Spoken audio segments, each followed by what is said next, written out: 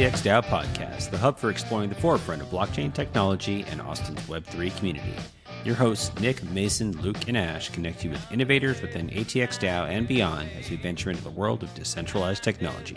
So crack open a beer and join us for a front row seat to learn about the innovations and trends shaping our digital future.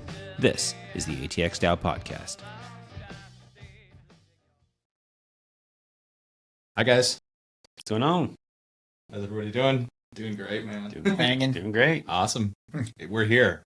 Yeah, After months? Yeah, months of plotting and planning. Scheming in the dark. Just the back channels of Discord. from states all over the country. Well, welcome everyone. This is the first official episode of the ATX DAO Podcast. All right. We're hoping to turn this into one of the most amazing podcasts out there. We're going to get into it today. We're going to talk a little bit about who we are, what we're doing, what we want to do with the podcast, as well as some updates that have been happening in the DAO. Before we get into it, though, I think it's probably great for our listeners if we just introduce ourselves a little bit. Cool. Yeah, I'll start. My name is Mason Lanai. I'm one of the co-founders of ATX DAO. So we spun it up back in October 2021. And if you're tuning in, you have some awareness of what we are, at least initially, and we can talk a little bit about that in a second. But I'm a born and raised native Austinite. I used to be a musician before I put that on pause to put all my creative energy into crypto, by the dip. And I'm pumped to be here with the team and build something new. Awesome. Well, thanks for joining the show, Luke.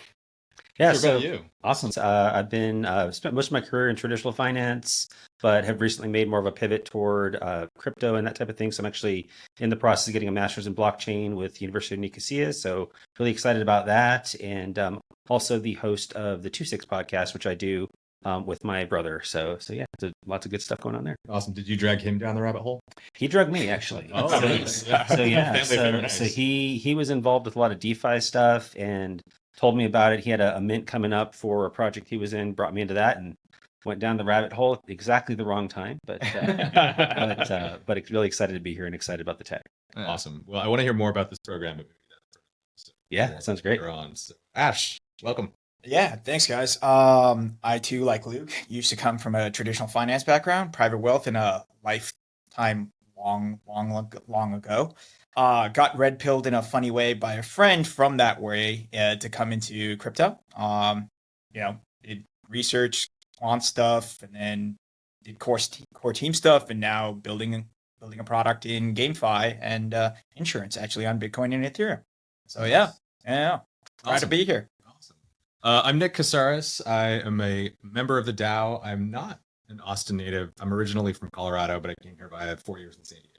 Nice. I moved to Austin around the beginning of the pandemic and got plugged into the DAO pretty quickly. I was part of the Zillow 2 Mint, good friends here, and great to be part of this community. So we started talking about this podcast and being involved in podcasting previously. I thought this would be a good place to contribute.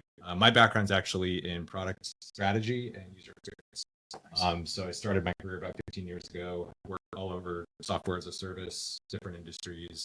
Everything from public safety to marketing analytics to commercial real estate.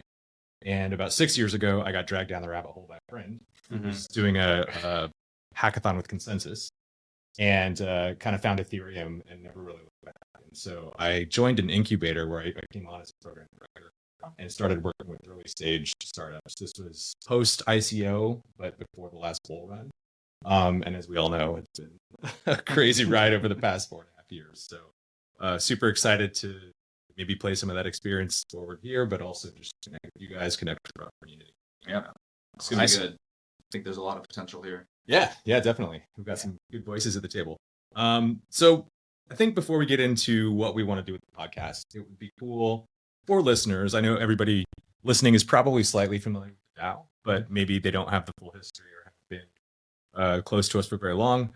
I would love, Mason, since you're a founding member, just to get your perspective on how we got started and what the mission is. Yeah. So at the beginning, the first initial meeting in DAO lore and DAO canon was at Lazarus Brewing on the east side. It was kind of a hodgepodge of people that were potentially interested in starting this organization, right? Because in Austin, there were a ton of meetup groups, like all throughout the city, but nothing had really stuck or had a real impact in as far as like furthering the crypto scene, at least from the perspective of the founding members, right? Yeah. And so the idea was, if you make a DAO, and obviously it was during DAO hype, so we want to make a DAO. Sure. But if you make a DAO, and I try and tell this to people that want to do meetups in other cities when they like talk to me and for advice. If you do a DAO, you're making something that's more than meetup, right? You're building a project, you're building an organization, and you're putting skin in the game and making a treasury come to life, which is very different from a traditional meetup. And the idea of like, okay, we'll start ATX DAO. The idea was we want to be the de facto crypto resource in the city and in the state, and we want to work with the government, with artists, with local businesses, and we want to just create a strong community. And that was the baseline of what we were trying to do, and we've stayed fairly aligned to that mission, and actually realized all of those goals. Except for the local business part we're still working on, but we've done all the other things fairly successfully over the past couple of years. And where we stand today in... Oh, wait. Before we go there, Yeah. I want to ask some questions. Yeah. I think there's some of the lore that even I don't know about. Oh, yeah. You were actually Zilker 1.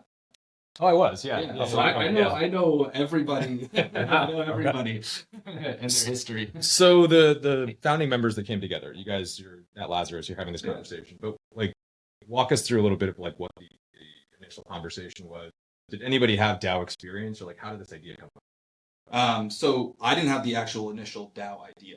I think that was Clifton actually. Okay. And he's got lots of technical experience. He made the Discord.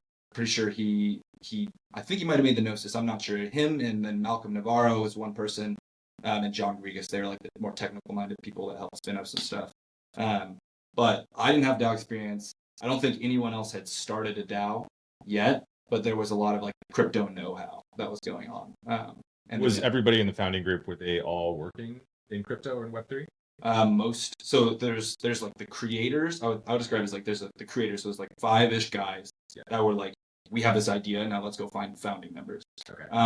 And those guys were all crypto. Like Masari, and then Clifton was he was a crypto hedge fund guy, I believe, at the time, or that might have been his next job.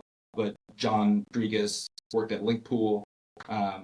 Kyle actually wasn't in crypto, but he did have a fund that he had been working on as well, like on the side. So they're all like pretty into crypto. Sure. And then they were the creators of the idea, and they kind of went from there and found folks like myself. I came on, I was like, I work in software sales, I've worked in IT consulting, and I'm a musician. I can do like some marketing and some events. I don't know if that's useful. Like I'm not in crypto. Turns out you're pretty damn good at that. Turns out that events is the most important thing you can know. Yeah, absolutely. Yeah. So how long from that conversation over a beer at Lazarus to the first? The year at Lazarus was August in 2021. Then there were some like pre-DAO formation events, like gathering interest and networking. And then first real event, I believe, was in November. It was a collab event with Ethereum Austin at Eastside Tavern. Yep. And if you go and look through the snapshot proposals for us, there's the first proposal, I believe. It was either the first or second. It was us approving a $500 spend from the treasury. Yeah. And the debates that went on about that $500 were pretty hilarious, considering the fact that, like, I mean, the way we've scaled at this point, like $500 is not a huge deal, obviously. But at the point in time that we were talking about, this was the first time we released funds. So we were like, oh my God, like, are we going to blow through our money? Is this setting a precedent of like just spending money on booze? And then it turns out we spend a lot of money on booze. Well, and I think one thing about a DAO that I've noticed is like people in DAOs generally tend to like to talk about, debate, argue about the way we're going to go spend money or the direction that we're going to take. So what is it? Very It's cool. DAO stands for dudes arguing online. No doubt. Awesome. Okay, so yeah, you guys got it off the ground, building some momentum, had some events, had the initial mint, built the treasury. How did you guys get involved? Oh, You go. Luke, you go first, buddy. Yeah, so I actually heard about ATX DAO from Ed. I don't know if you know Ed. He runs Festival Pass. Yeah. So he was telling me about it, and Actually, Ed's one of our clients. yes, he told me Yeah, about yeah, that. So yeah. y'all built that for him. So he told me a little bit about the DAO. I was really interested. Definitely wanted to be in a place where not only kind of networking and meeting people, but helping to advance crypto in general. So just something I was really interested in and really glad to be a part of it. Awesome. I happened to go to a Texas blockchain event, and one of your ATX DAO members was there. He told me about ATX DAO. We had a little too much to drink. It was actually, I think it was a perfect amount, frankly. Yeah, that does not happen, guys. I don't think that really happens. But that being said, he told me about this organization of like builders and creatives like locally in town. And I was like, dude, what is this? This is awesome. And for a while, like I felt like, you know, it was kind of odd. Like you're so connected in this community, like of crypto, right? Like we're all here for each other. But at the same time, it feels like sometimes you're not connected with each one, right? Because you're like building at home or you're building on the road. Yeah. And he was like, dude, you got to go check this out. And I came to this event and I was like, holy cow, there's like so many different people here from like so many different places. This is like a great place to talk to people and bounce ideas off of, like, or just like share a beer and be like, dude, this is my problem right now. I think my world is imploding. And there's always someone to like talk to about that. And I was like, hey, there's a mint coming up. I would love to be part of this community. And luckily, you know, I applied and got in. So here I am. And I mean, here we are, we're making something like what, a few months into you joining. Yeah. It's super organic. And I feel like for all those out there, like I definitely recommend it if you have the opportunity to like, you know, come talk to any one of us or be part of the community. It's really a blessing. Yeah. So, yeah. Glad you think that. I think it is too. Yeah. Awesome. So yeah, I mean, I agree. Like the connections I made have been super organic. Yeah. That's what I do love about the DAO. Like it's not forced. You show up and there are people and you interact with people and you make these connections. But yeah, I know that, you know, we definitely have goals. We have a mission that we're tracking for. Mm-hmm. So tell us, I want to go back to some of the highlights just for people that haven't been involved with the DAO as long. Like what are some of the high points over the past year and a half, 2 years of the DAO? Yeah. And we can break it down into pillars is how when I talk to people about this and try and explain, like, we're a DAO and we're a lot of people, so I mean, Sam Fadilla describes us as a hydra, but we have a lot of different projects, so we try and bucket them in like different categories. So it's community, innovation, and policy are the ones we have. And originally, like our slogan was "Make Austin the crypto capital of the world."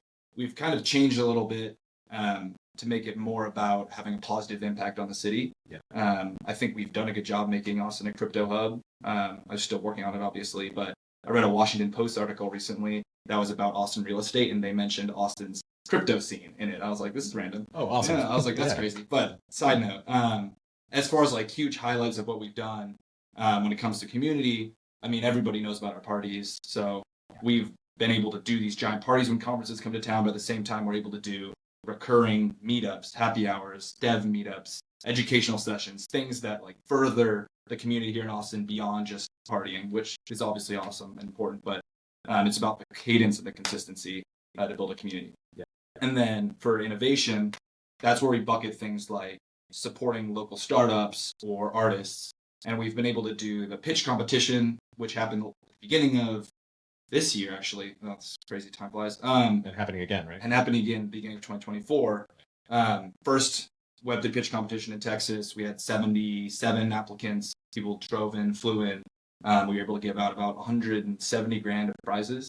Nice. That was affiliated with UT? Yes, we did it with the Macomb School of Business. Okay. Cool. And then a bunch of great partners, QuickNode, Notley, this Texas Blockchain, the undergrad organization was great. But yeah, so we're doing that again. Obviously, we're trying to make that bigger and better every year. And then the artist piece, we did a mural downtown, Native Hostel, if anyone's familiar. Giant mural by Everyday Research. He's the artist. Fantastic guy. And then we turned it into a 3D NFT, sold that to art patrons as a fundraiser for the Hope nonprofit locally. So that was cool. And we're about to launch an artist residency, which we can talk about later. But the final piece is that policy. And everyone loves the policy. It's very glamorous. Yeah. The sausage, when it's made, is not glamorous, but it looks cool from the outside. It feels cool when you're doing it. But it's very challenging. But we were able to get a DAO bill written, drafted, and passed through the House at the Texas state level. In record time, from my understanding. Yes. Oh, well, wow. we didn't get to the Senate, which is fine. We'll get it next time. But I mean, just from start to getting it that far, I think that was... Yes. I mean, we're a new organization. It's pretty unheard of for a rookie organization to get something 90% of the way in their first session with very little experience, if not none.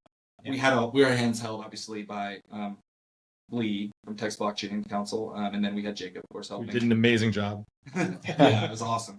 But yeah, that's hugely impactful. That's really changed the trajectory of what we believe we're able to do, and change our reputation as someone who really can impact things at this like incredibly tangible way. Like, and I mean, we're just keep building from there on that.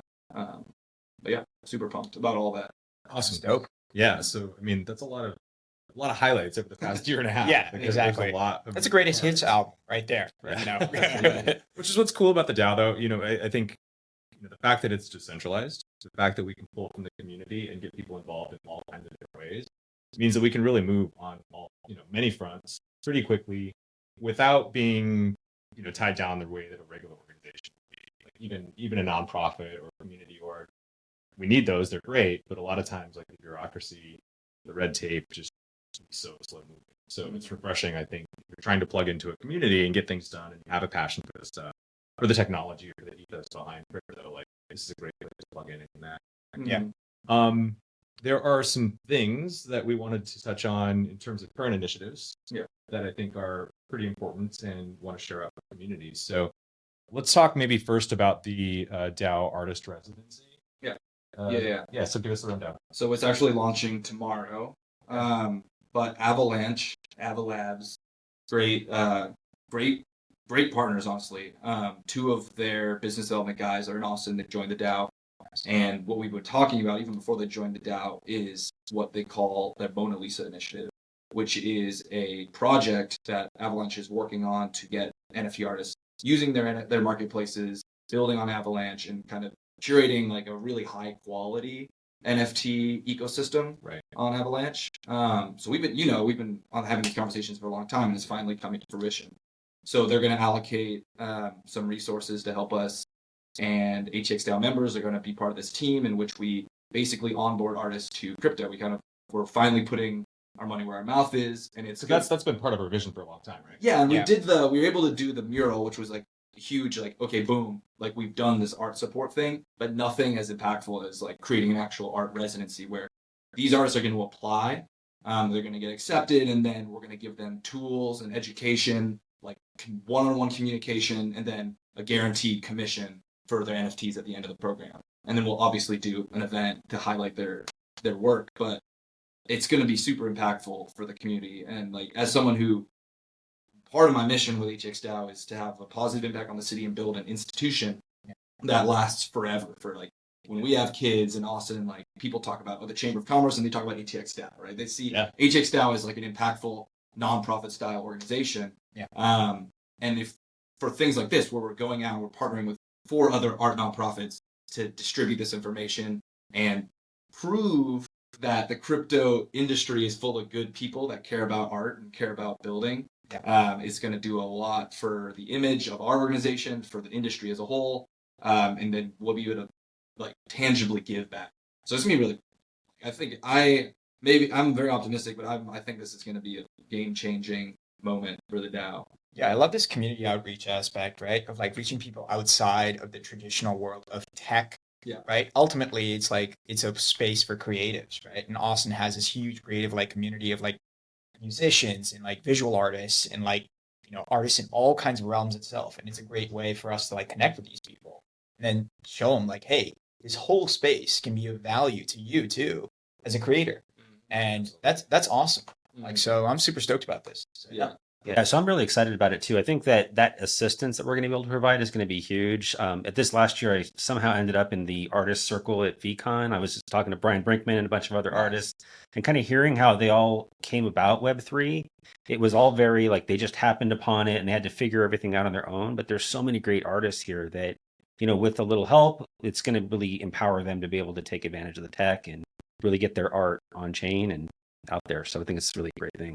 Yeah, I mean, even in my personal circle, I've had probably 4 or 5 people that are artists reach out to me. They know that I'm involved in Web3, blockchain, and they're like, how do I do it?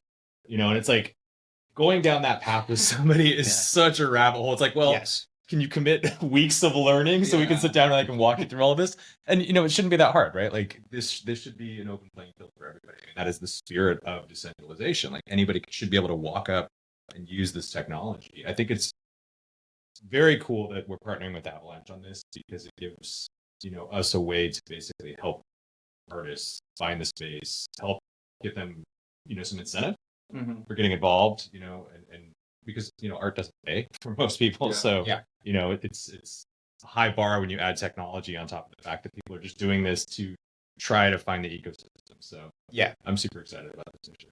Yeah, it could be a cool new way for them to like explore like distribution models, obviously. And it's like ultimately, it's meant to be like, hey, you can reach out to a whole new audience, a whole new world of like, being like, dude, like this is not a conventional way of like just being like, hey, this is just my artwork right here. Come to my place. Now you can reach all these people that might have never known you, which is kind of like a distributed like creative compute, right? Which is kind of like awesome to think about. So yeah, man. When will we have details about the program? It'll be live. We're going to do a tweet thread announcement tomorrow. Okay. Avalanche will do their posting, and then we'll get some inbound applications and everything. People can start talking about it. And then week after next, we'll probably start doing more coordinated partnership conversations with the local nonprofits. So by the time you're listening to this, it'll be out and probably open for applications. So definitely reach out to us at the DAO. It'll be good. And an example of why the DAO is cool is we've been able to, like, there are people like, for example, Bob Black, who's got this specific skill set he's trying to exercise with our work in educating artists. Specifically, he's been trying to educate artists about NFTs. He's super passionate about and he's able to just plug into this. There's no blockers, like these projects come bottom up, they appear, and then people can plug in. So I mean, I think that's special as far as the organization goes. That's cool. Awesome. So let's pivot a little bit. Let's talk about the DC trip. DC trip. So context, and you guys all know this.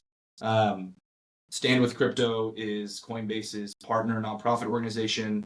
They're working to further the cause, crypto advocacy, obviously, advocate for the massive voting block that has not really been mobilized in crypto users. I mean, it's something like 52 million people in America hold crypto. Yeah. That's huge, right? The government is not necessarily super cooperative right now, so they need a little push. And ATX DAO was selected. A lot of push. A shove. But ATX DAO is one of, I think it was about 40 organizations that were selected to be represented on Washington, D.C. a few weeks ago. They flew me out to talk to Texas and Florida representatives, and the angle was, hey, from your perch in the House of Representatives, the Senate, or whatever, you just think of crypto as this weird technology that bad people use. But until you meet these people face to face that are like normal people creating jobs and creating value, you don't understand what crypto actually is.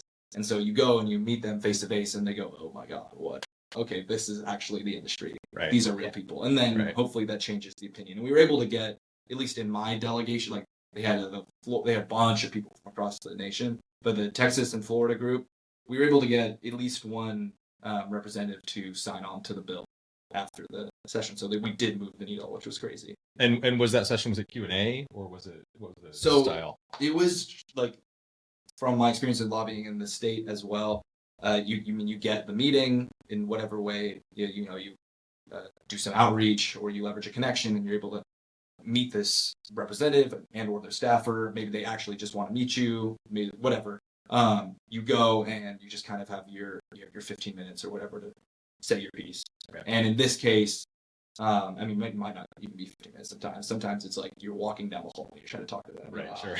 Just walk and talk. Yeah. So, but anyway, in like these cases, sitting down in the meeting room in their office, and the process was Coinbase legal person or lobbyist prefaces the agenda and explains the context, and then each founder tells their story. This is who I am, this is what I do. And then at the end of that, the representative and or their staffer understands, hopefully, that these are real people that are building the space. And if you don't advocate for proper regulation and you let the SEC keep bullying, you're going to potentially lose a lot of economic activity and jobs, and effectively damage small business. Like this is small business. This is American small business, and it's like the backbone of what America's supposed to be, right? Our economy and everything. So you gotta wake up. And the spirit of innovation. It feels like some of the times, like if you're especially operating in a more traditional regulated industry, right, and you have to, think 3 times before you do a single thing, and like that's not an innovative or creative environment, right? One of the things that like we're kind of uniquely blessed at in being in tech, right, and irrespective of where you are in that stack, is like, dude, like you have a crazy idea, go ahead, let's be curious and like explore it, right? It's like oftentimes it's like, the regulatory environment kind of like scares that away. So it's like awesome that you had this opportunity to like ground this narrative of what crypto is as a boogeyman to like, these are real people doing real things, right? And this is an opportunity for you to talk to them and be like, dude, there's no secret sauce here. This is how it works. Yeah. This is what it's doing. Yeah. That's awesome. Yeah. I mean, we will, hopefully it works. I mean, you guys go sign the Protect DeFi, the IRS stuff that's in the infrastructure bill is sneaky and they need to pull that back. It's overly burdensome as far as like reporting stuff, but look that up, try and sign something. Coinbase has stuff on their Twitters, and then I think, was it protectdefi.org? Yeah, so that came out today. Yeah. So yeah, that would be a good thing to look at. It's like, I don't want to get too much into the weeds of it, but definitely it's something that is not only, well, it seems burdensome and, in my opinion, unusually to like not only just DeFi, but to all crypto, not only in the United States, but overseas as well. Right. Because it basically requires, in my opinion, that it feels like you're making everyone do a KYC AML, which is kind of super crazy to do. I don't even know how you would do that. So yeah, just a weird thing. Yeah, it's one of the I think sticking points with crypto and any sort of decentralized technology. But as users, we become the stewards, right? And it's different than big tech where you have these centralized companies who go to bat because they obviously have the profit margin to protect, and so they're going to make sure that the tech survives. But in our world, in the world of blockchain, crypto, DeFi, like it's our responsibility as users. So take a stand, get informed, like say your piece. So yeah, thanks Mason for representing us. I got to give you props for the bow tie. That's my signature, man. That was some fast Texas swag. People loved it. I think people loved it. And then I guess just to cap it off, as far as like what's coming up, Stand of Crypto, ATX DAO is working with them again at the North American Blockchain Summit, which is the Texas Blockchain Council's conference. We were going to do a collab event there, and like, yeah, if you want to support, I mean, by the time this out, the summit's probably be over, but support Texas Blockchain Council, support Stand of Crypto, get informed, sign the petitions. There should be more action items as time goes on, but yeah, I'm really hoping that things can get sorted out because it'd be a real bummer to miss this opportunity. Yeah, definitely. We're kind of already like it's slipping away, but we'll see. Growth takes time, man. Yeah. Growth takes time. Yeah. Everything will work out organically. Yeah, hope so. All right. I think we're at that time when we want to talk about a little bit of what people should expect from this podcast, and if they don't like what they're hearing, how they can tell us that so that we can make some changes. So a couple of goals for the podcast. We've been talking for a month and a half about this, and we started off just with a call and said, what do we do with this podcast? How do we want to use this platform to connect the community? And I think we landed on two things, but I wanted to get your guys' take on this too. Number one, connecting with the community, both inside the DAO, but also outside the DAO. So people in the DAO who are members of the DAO, keeping them informed of all the goings on. But then for people just in the Austin or outside of Austin communities, what is the DAO? What are we up to? What is this whole thing about? So I think trying to maintain a balance of what's happening and also how to get involved with us is one of our primary goals. Second, it's to really tap into the deep well of expertise that we have in the DAO, right? Yeah. There are so many experts in the DAO that are building, that have connections to people that are building, that are investing. And I think it would be a shame if we didn't dive down that rabbit hole and try to leverage that expertise to bring that up. So what do you guys think? Are there other things that we talked about that we're missing here? Well, like you said, like there's so much expertise in the DAO itself, like in the space. One of the cool things that I, like coming into the space, right? We all found our way in here, kind of like, we're all red pilled by someone else close to us, someone maybe super close, like a brother, right? But that being said, like it's as a builder in the space, it's also great to just talk to other builders and just be like, what went wrong? We've always heard these stories of like, hey, you guys were on the up and up, and it's like, you're doing so great. And then all of a sudden, like something happens and you join a team and you're like, what is going on right now? You're kind of like disenchanted with the whole space, right? I think that's another cool thing that I would love to talk to some of these teams of being like, hey, tell me your story. Like, you were here in the beginning. What happened? The growth was amazing. What are some of the road bumps? Like, and like, why'd you take this turn, this pivot? And it's like, as someone who's actually like, also like building, and we're all building in this space in different kind of capacities. It'd be great to talk like openly about like what's going on and like getting advice from like by us for us kind of, and that's kind of like super, super cool, I think.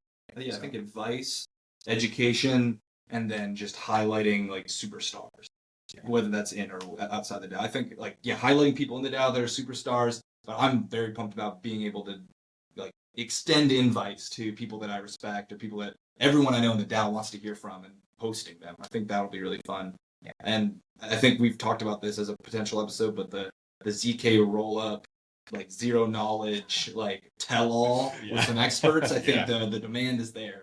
Yeah. Getting some real big brains in the room to explain stuff will be nice. That's going to be a long episode, but I'm looking forward to it. We might need to, we'll break it down into 100 episodes. Well, we can turn that into little sound bites, maybe make a little creative educational tool. But that one might be a mini series. Yeah. Might be a new podcast. Yeah, could be.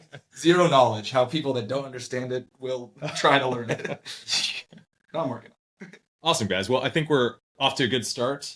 Before we sign off here, there are a few things that we want to put out there for listeners. Number one, we want your feedback, right? So if you're listening to this, if you have ideas, if you have things that you'd like to hear about, episode ideas, guest suggestions, reach out to us. We'll have some sort of contact on the website, atxdao.com, right, Mason? Oh, yeah, podcast at atxdao.com. Podcast.atxdao.com. And then the email, podcast at atxdao.com. You can reach us there.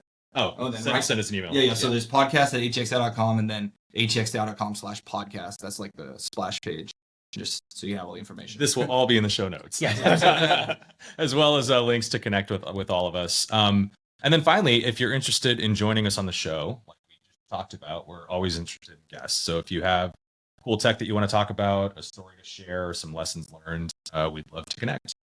Yeah. All right, guys. Sign off. Awesome. Yeah. All right. Thanks, y'all. All right. This is gonna be awesome.